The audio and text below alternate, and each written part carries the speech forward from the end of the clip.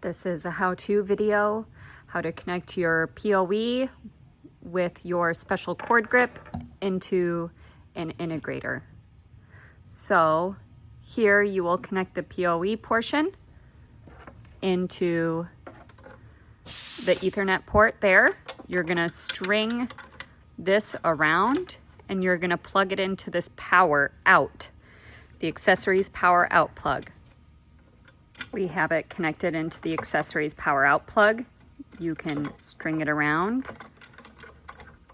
come around like this. You can have the white cable come down, and that's where we are going to connect into the special cord grip.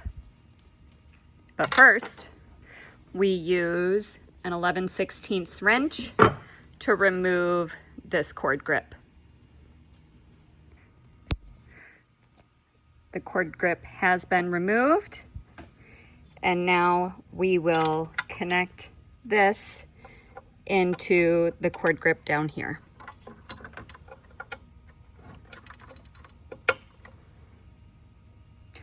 We will organize these wires a little bit better, and then we'll be ready to connect the transmitter on the outside here. The POE and the flat ribbon cable have now been placed neatly, and we are ready to connect the transmitter.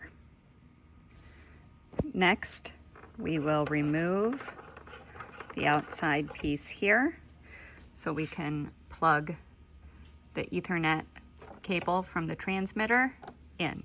But first we got to string it through this cord grip to safely connect it. We are connected. Now we will be ready to mount this on the hardware. Here is the mounting bracket, bolted here to be able to swivel back and forth and get it at the angle you need. The transmitter will get mounted here, and we will use the metal clamp to tighten it up.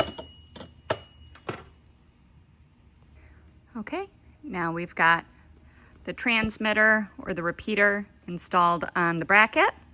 Then we can go ahead and attach the antenna, and we are all set.